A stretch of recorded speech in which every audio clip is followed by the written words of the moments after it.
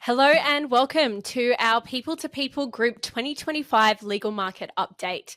I am Kalinda Campbell, the Permanent Legal Consultant here in Sydney, our New South Wales office at People to People Recruitment. On today's show, what key trends are shaping the legal industry in 2025? We are joined today by Damian Gordon, the Principal at DFG Legal, and Elliott, CEO at ALPMA, to unpack the key trends shaping the legal landscape across Australia and New Zealand in 2025. What are employers prioritising? What are legal professionals really looking for? And what sets competitive legal employers apart in such a tight market? Also in today's market update, we will cover why are employers hiring in 2025 and what are they prioritising? Is the legal sector keeping up with evolving expectations? And skills for the future. What capabilities will legal professionals need to thrive in 2025? But first, let's kick things off with a look at what's really happening in the legal recruitment market right now. So the legal sector is continuing to face ongoing hiring challenges in 2025, especially when it comes to finding experienced professionals. Personally, I know that senior associates are the hardest to find, with 39% of firms struggling to fill these roles. Lawyers, 25%, and associates, 21%, are also in short supply. Legal support staff like legal assistants and secretaries, of course, remain in very high demand. Over half of law firms surveyed say that they're under-resourced, with 44% feeling slightly short-staffed and 12% feeling significantly short-staffed. While demand for talent remains high, flexibility is still a very top priority.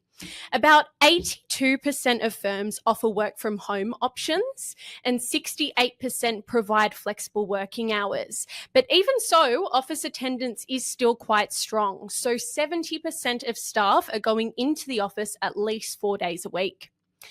Looking at the top roles being hired in 2025, lawyers by far lead the way at 41%, followed by associates 36%, senior associates 33%, legal secretaries 29%, and paralegals 16%. The main reasons firms are hiring include business growth, so 37% of firms say that is the reason, and replacing staff at 34%. While some are also responding to organisational changes, so 17% of firms are doing that, or even seasonal peaks, which is 3% of firms. Overall, about 78% of law firms do plan to grow their teams this year, with most firms planning to expand and many still feeling quite under-resourced. The pressure to attract and retain talent really does remain high. Competitive benefits, so career development opportunities and flexible working arrangements, are no longer optional. They are really essential for standing out in such a notoriously tight legal market. All the insights we've just shared and the conversations we are about to have are drawn directly from our 2025 Employment and Salary Trends Report. This comprehensive report is built off thousands of survey responses from job seekers and employers across Australia, New Zealand, and the UK. It looks at the latest workplace hiring and job seeker trends and can help you and your business make much more informed decisions. If you'd like a deeper dive into salaries, benefits, and workplace trends across your market, you can request your copy by scanning the QR code on the screen at any point during this live stream, or click the link in the comments below. As highlighted in our report, from shifting candidate expectations to growing demand for specialist skills, legal employers are navigating quite big challenges in 2025.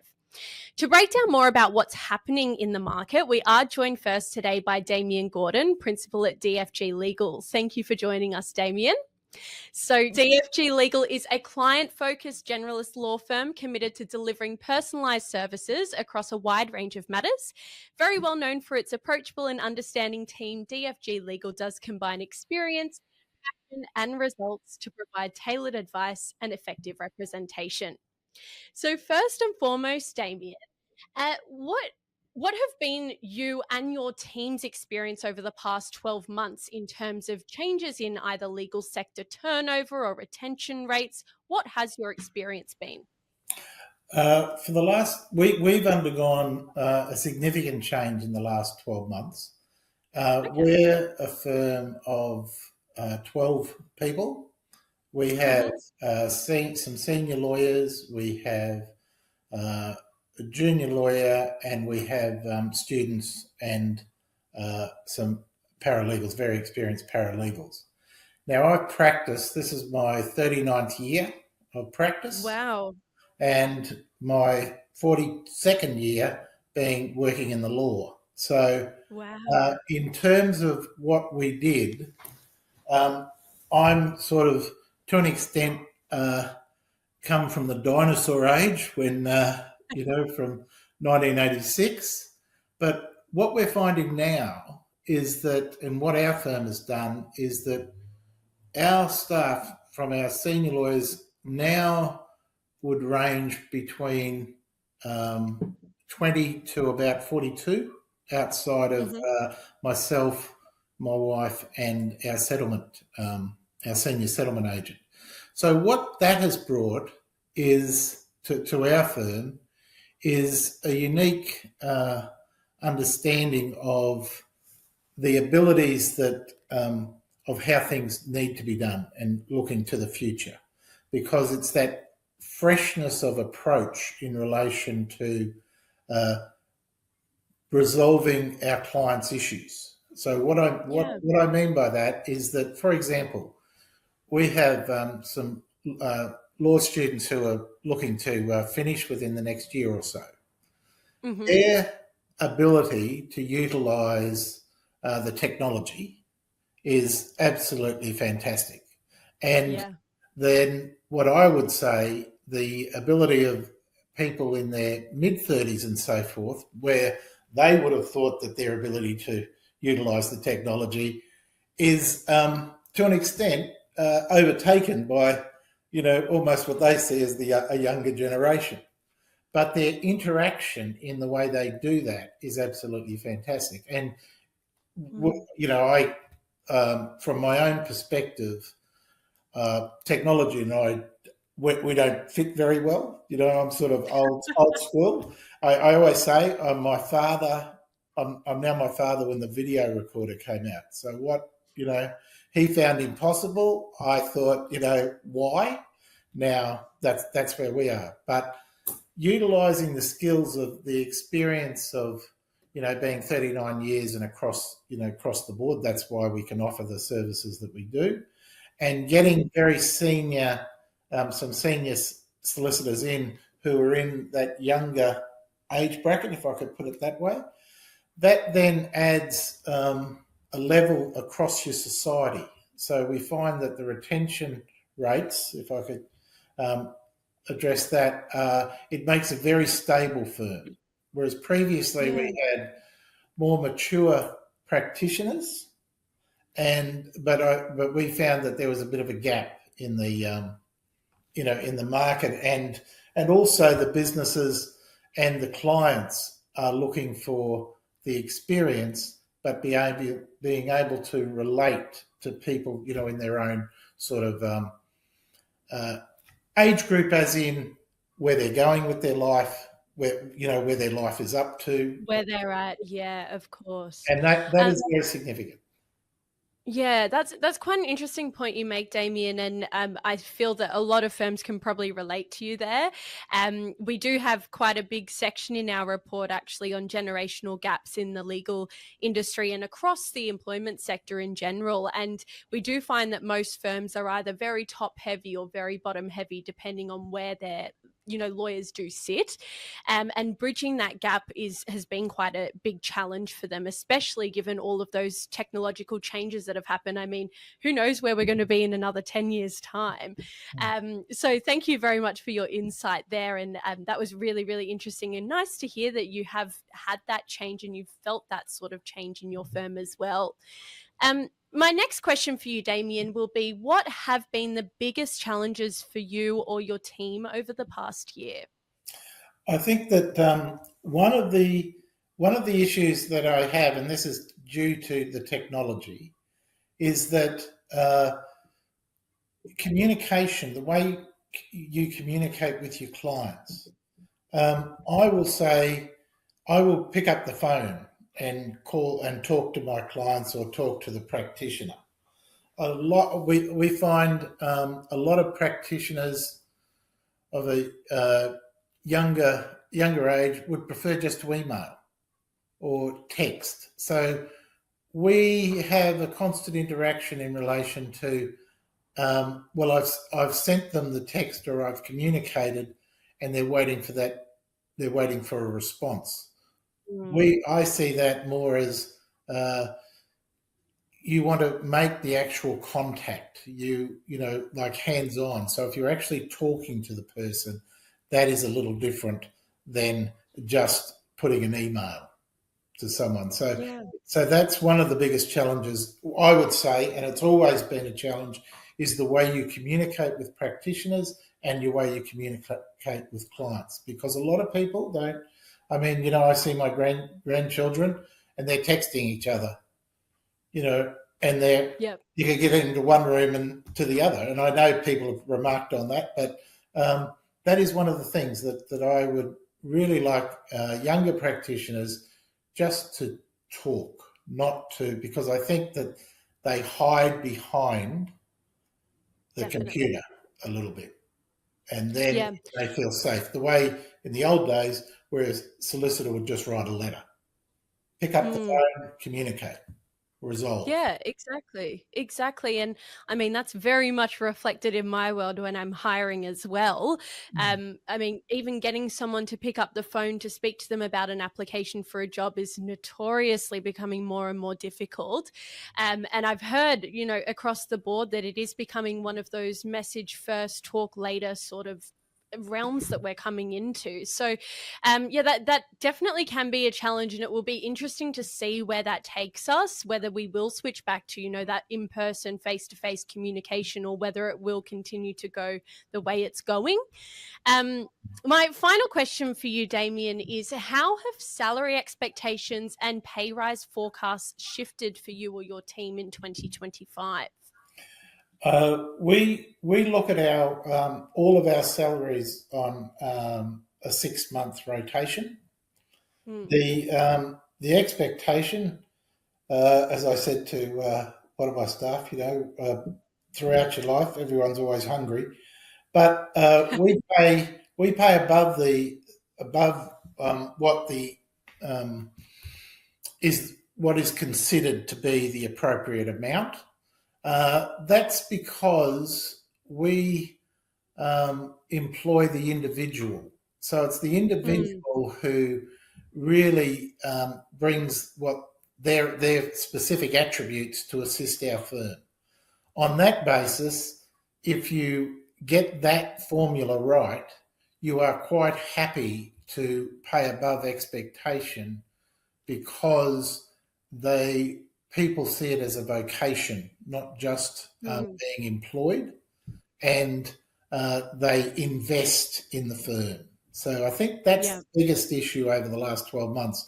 The salary expectations, when people, you want to be able to provide more remuneration for their skill set and what they're doing and how they're discharging their duties, and just being, the wonderful people that they are, as opposed to saying, well, I'm a senior associate, I'm here, and this is what I think I should expect. So it's really paying on not performance and not ability, but the maturity of the person to understand the functions that they're discharging. That's really how we sort of decide what the pays should be, if I could put it. Yeah, perfect. And that's a really nice way of thinking about it. And I wish a lot of other firms thought about it that way too. But in terms of pay raises, I have spoken with quite a few of my clients who have said last year there were pay raises that 4 50+% mark. They were quite significant. A lot of people were very, very happy with their remuneration raises, which usually happens around this time of year for those larger firms. However, because they were raised so significantly, now there's not really much scope to give them such an increase this year. So they are foreseeing a much less raise. Is that similar across your firm? To an extent, but that then, budgets come into it, the ability to, provide in the remuneration. But if you keep that, one follows the other. It's about expanding your market. It's about expanding your retention of your clients and adding to your client base.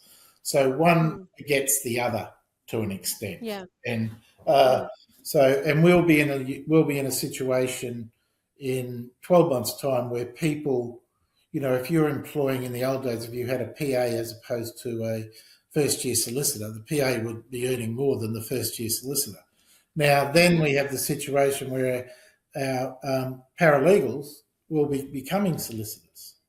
So therefore, you drop their wage to say, well, now you're only a first-year solicitor, which we can't do. So it's really a progression, along. So that's one of the issues that we're finding, because we want to retain the very good people that we have, and of course, and they want to stay. So that's really that we're in a very good position, which to an extent came about from like anything, most of the good things, with a bit of chance, where we thought, well, we'll just try younger practitioners, and we were very surprised about how keen and professional and everything they were. So it was great. Oh, that's great to hear. Well, thank you very much for your insights, Damian. Very much appreciated. Thank you. I would like to shift gears now slightly and bring in our second guest for today's update, which is Emma Elliott. She is the CEO at ALPMA. The Australasian Legal Practice Management Association, ALPMA, is the peak industry body for professionals managing the business of law. Representing both lawyers and managers across Australia and New Zealand, ALPMA supports its members with insights, resources, and professional development programs to help legal practices grow, evolve, and lead in such a changing legal landscape. So thank you very much for joining us today, Emma. Pleasure. So first question for you, what have been yourself and your team's experience in the past 12 months, I guess, going again to what we were discussing with Damian about retention rates and legal sector turnover? Yeah, so look, when I talk about ALPMA specifically, our turnover, we've lost 2 staff members in the last 12 months for various reasons. One, however, has since returned, which is amazing. So as much, and she actually left and went back into a legal role within the law firm and decided that life was perhaps better with ALPMA. So she's come on back, which is fantastic. And then we've been able to grow the team as well with another 2 roles. So we're, as ALPMA, trucking along quite well, which is great. But what we've seen in the legal industry, and with ALPMA, as I think you mentioned, we also do a salary survey across New Zealand and Australia. We speak directly to the management teams within those law firms, and we ask them to complete the survey and provide all of their data. So it's slightly different to some of the other reports in the market, but our data shows that across New Zealand, retention rates actually were quite stable this year. We had them at, turnover rates, I should say, at about 18%. In Australia, they were slightly higher at 23%, but that is down from the year before where we saw it was 27%. When we actually then dig into some of those numbers, we can see that there's slight changes within the size of the law firm. So we find that the smaller law firms have a lower rate, turnover rate, and the larger law firms have a higher turnover rate. And then if we dig into it again, what we're also finding is if you actually look at the levels of lawyer within the law firms, the 1 to 5 year PAE has got a significantly higher turnover rate than other levels, is what we're finding. We think that some of those drivers are probably coming from that cohort went through university during COVID. They have been starved of travel opportunities. And so we're seeing that they're starting to move overseas. So New Zealand might be coming to Australia, and Australia, I think, is looking still to the UK market. So that's been quite interesting. Our data also shows that about 40% of departures are lateral hires, so going into other law firms. But there is also a bit of a concern. We haven't looked into it more deeply, but about 20% of people that move on from a law firm in any given year actually are leaving the industry. And there's probably a number of reasons for that. And it's quite high. Yeah. So that's really good information. I mean, when you were saying all of that, I was comparing it to all of our surveys and stats as well, because we did find very, very similar information. And most relevant, I think, what you were saying about those sort of junior lawyers up to that 1 to 5 PQE mark, typically are sitting, I mean, with the generalization in mind, typically are sitting at that Gen Z or those more younger generations. And in our report, we do say, you know, the average tenure for a Gen Z is much, much shorter compared to somebody at a baby boomer generation. So very, very interesting that you said that. Thank you. And you're spot on. Like across the generations, there are differences. Yeah. Definitely. My next question is, what have been the biggest opportunities for your team over the past year? Yeah, so look, when I think about what we do and the service that we provide our members, I think the biggest opportunity for us is really just to understand that our members and law firms are just under enormous pressure. They are under-resourced and they are stretched really thinly. And they are trying to achieve, you know, quite ambitious, in some cases, business strategies with very limited resources to be able to do that. So for us, I think there's a huge opportunity for ALPMA to be their L&D team and their go-to resource for change within the industry. For example, we know that law firms are very good where they can attract staff and get them on board. They're good at getting them in the door. What they're more inconsistent, I will say, with is the development of those lawyers throughout their career. And I think that has changed over the last few years. I think what lawyers and teams are looking for is very different now to what it was, perhaps, and picking up on some of what Damian was saying. You know, the legal landscape, the way that law firms operate, is not the same. And these generations coming through don't necessarily have those ambitions to get to partnership. So that means, how are you going to retain them if that's not the lure, right? So for us, it's learning and development is our biggest opportunity. It's being ahead of the game in terms of regulations and what our law firms need to know. For example, anti-money laundering regulations are coming into Australia this year. That is going to be a significant issue or item that our members need to turn their attention to. And so we find our role as that, you know, safe pair of hands that can kind of help guide our law firms. Certainly. And that's quite interesting you say that, because we actually did have an event in our office earlier this year about the right to disconnect as well. There are so many legislative changes that are coming in that a lot of firms do need to know about, and that's really good that your team is there to support those L&D opportunities as well, because informed hiring managers is really, really important, especially if you just have one way of doing things the whole way through, it's not going to work. You do need to be adaptable and you do need to understand those changes, of course. So as as you said, Emma, recently ALPMA did release its 2025 Legal Industry HR Issues and Salary Survey report. So what have been those key findings, I guess, compared to previous years? Yeah, so like your report, it's probably quite extensive, and I'm not going to be able to cover off on everything. But look, we have found, and you've mentioned it already, that salary increases this year are not going to be as high as what they were last year. In New Zealand, we're looking at, CPI. Well, we've seen that the roles have actually moved by about 2%. So we look at the bands and we analyse where they're sitting in comparison to the years before. So on average, the bands have moved up by 2%. That's in New Zealand. In Australia, they moved up by 4.1%. But in the Australian survey in particular, we found that early career lawyers, so in that 1 to 5 year PAE, and picking up on what I was talking about before, they're attracting a 5 to 10% increase.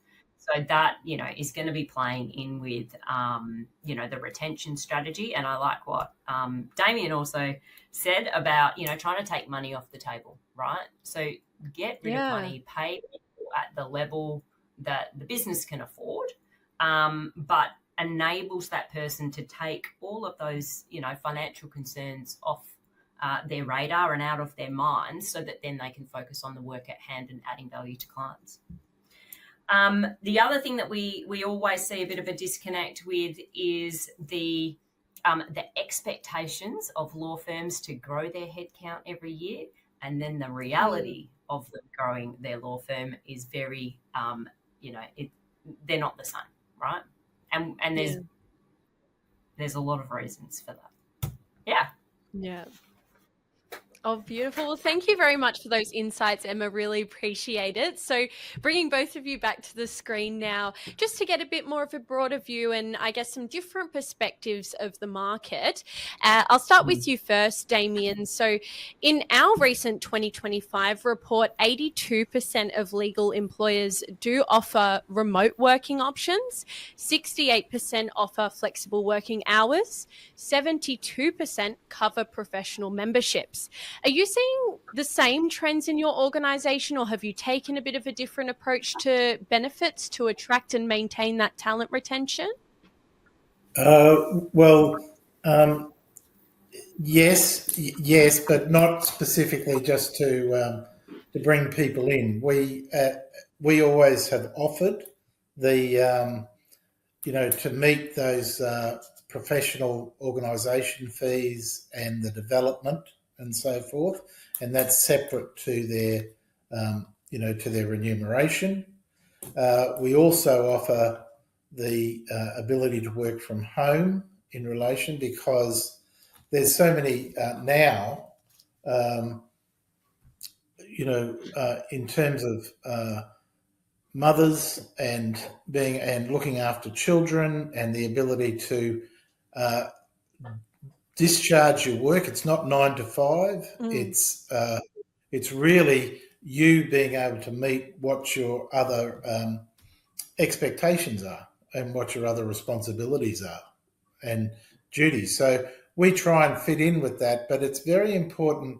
We've found that to an extent you've got to keep people in a very cohesive network within the frame. So you have, your weekly meetings, even if they're by teams, and so forth. And we have 3 offices, so we're heavily dependent on the technology. But that's very important. It's very important to come into the office. So we'll have about we try every quarter, we'll have a day where we close down and we just do an activity.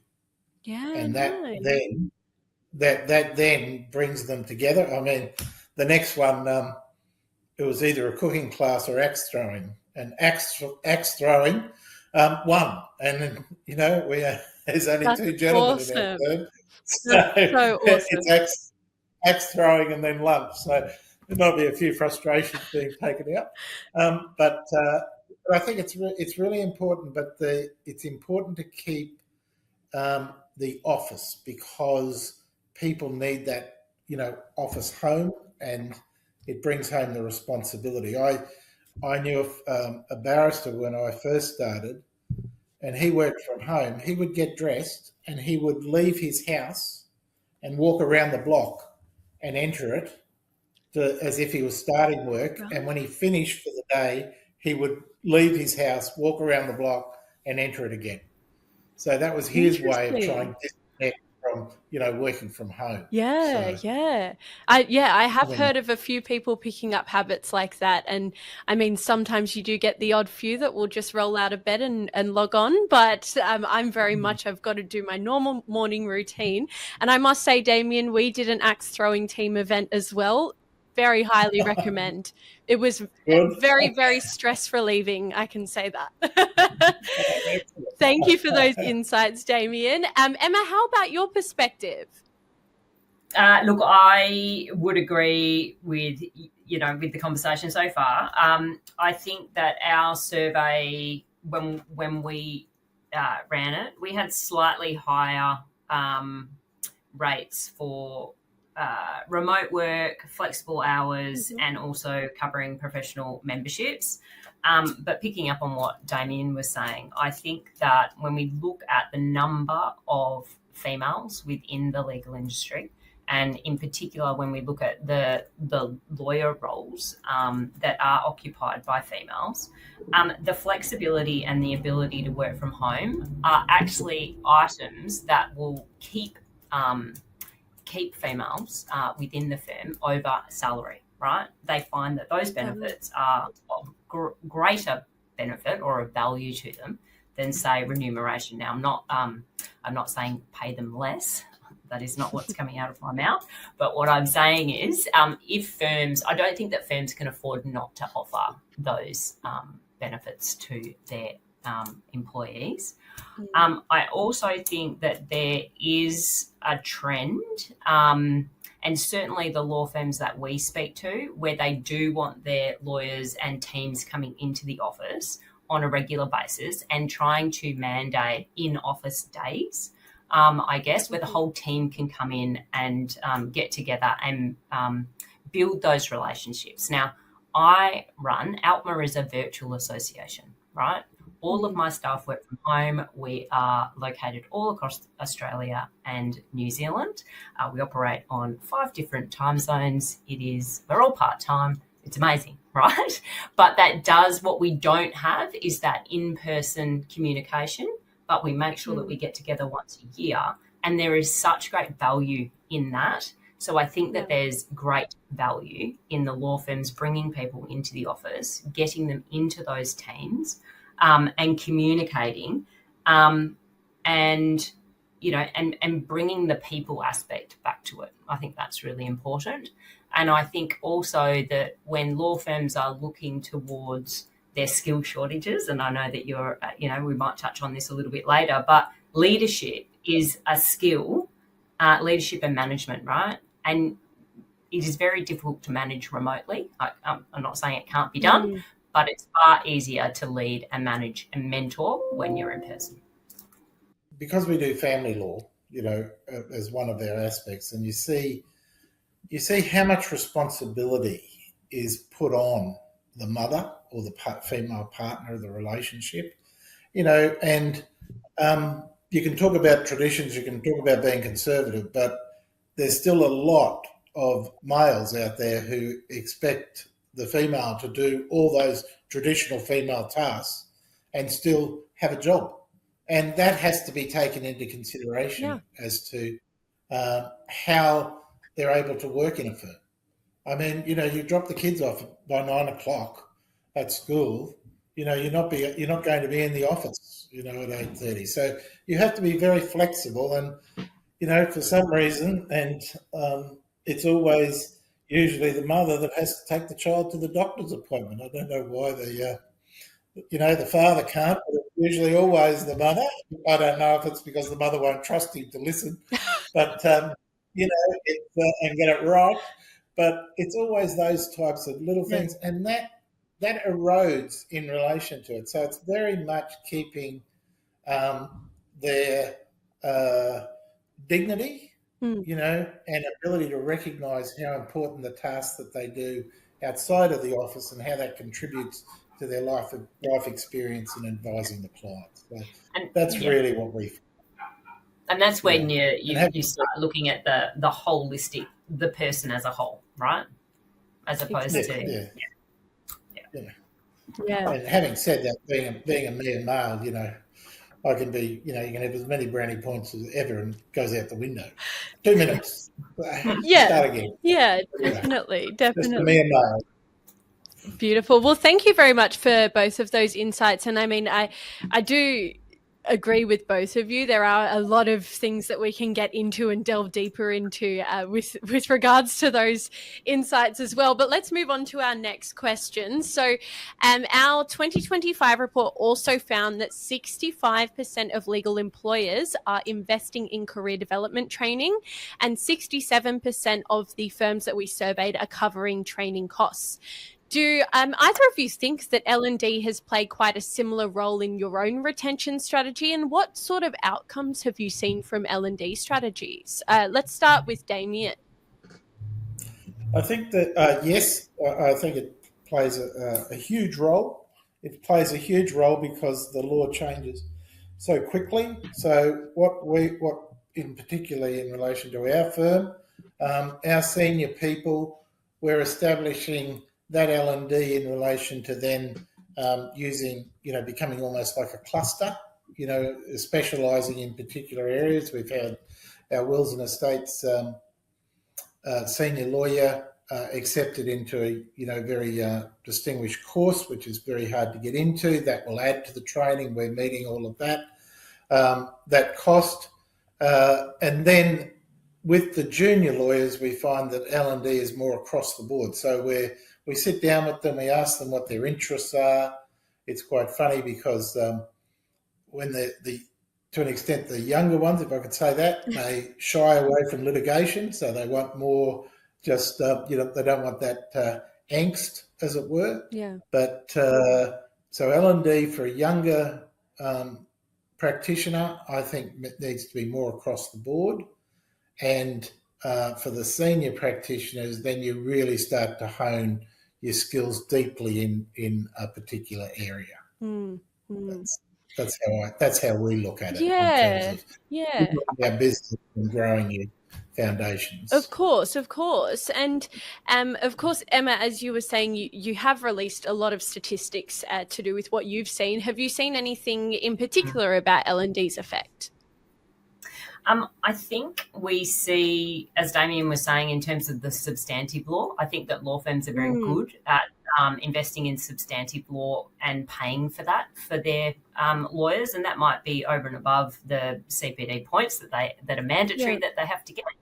But we have seen a real shift in career development training, specifically around the leadership and management space, and identifying top talent within law firms and then creating future leader programs for that top talent.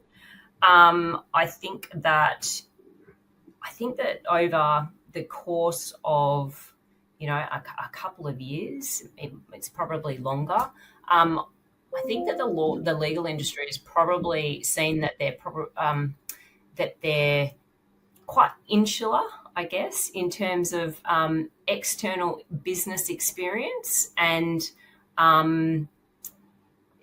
being able to bring in external business principles, I guess, and apply them to law firms. And I think if you look at how a business that's not a professional service firm operates, you would find that learning and development is a key component within that business. And I think that law firms are starting to bring that in a business sense as well as, or in addition to the substantive law. That's what we're saying.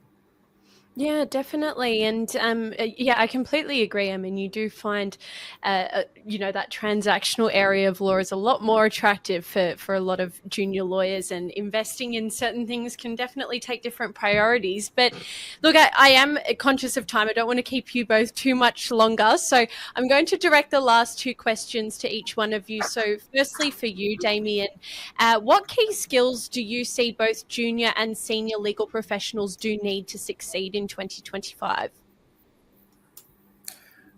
Communication.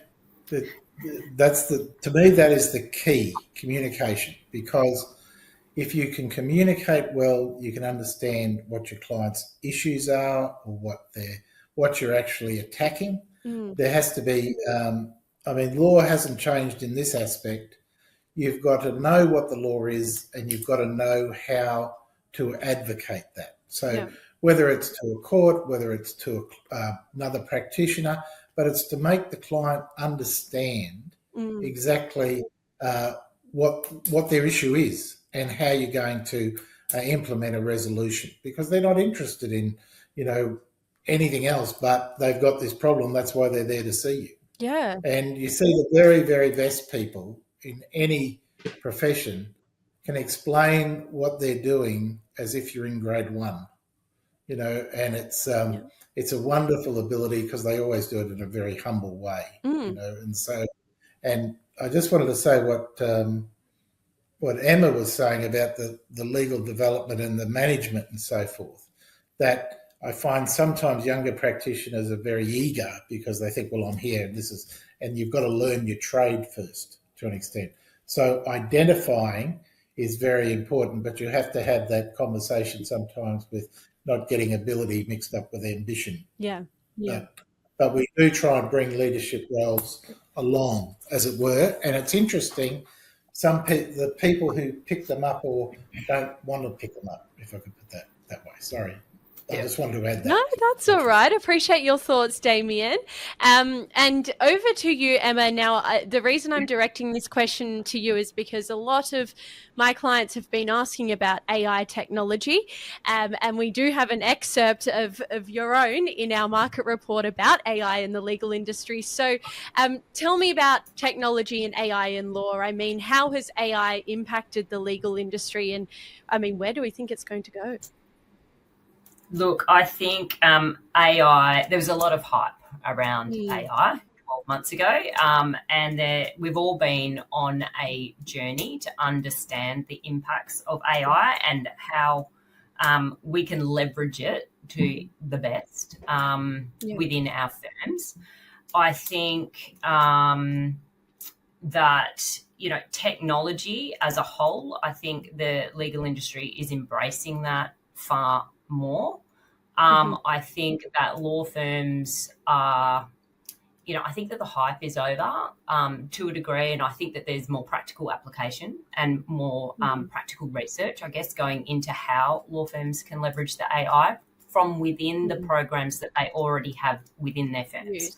Yeah. So, for example, I think law firms will be working closer and should be working closer with their legal tech providers. The legal tech industry is so far advanced and are going to be guiding the law firms through how they can use AI within their firms. And I think that the law firms need to be speaking with their legal tech providers, having those conversations, looking at their business from not necessarily from the angle that, let's bring AI in and see how we can actually use it. I think it's actually identifying a challenge or a problem that can be that's specific within their law firm, and then seeing how they can use AI to manage that problem. Now, whether that's AI, automation, technology, etc., I think that's the way to approach it.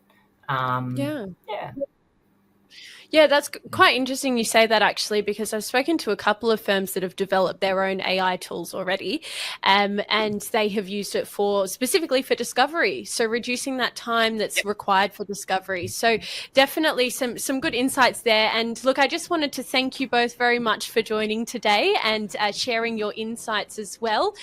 If anyone watching today is wanting to reach out or get in touch with either Damian and DFG Legal or Emma and ALPMA, you can visit the comments for all information below. Thank you once again.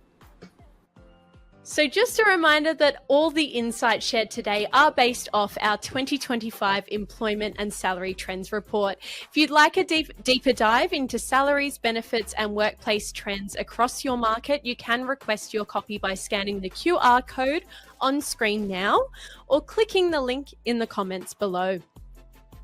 Lastly, whether you're looking to grow your career or build your team with the right talent, the People to People group can help. As an award-winning recruitment agency, we operate across Australia and the United Kingdom with specialist teams in every major market, of course, including legal. Across the ditch in New Zealand, we've proudly recruited for over 23 years through Frog Recruitment, with offices in both Auckland and Wellington. And in South Australia, Edge Recruitment are Adelaide's leading specialists in property, real estate, and general administration roles. Contact details are on screen now, or see the links in the comments to reach out to one of your teams today. Well, that's it for today, everybody. Thank you very much for joining us today for our special legal market update. So I do recruit across the legal permanent team. If you do need any support, feel free to reach out to me. My contact details will be on the screen, and we'll see you next time. Thank you.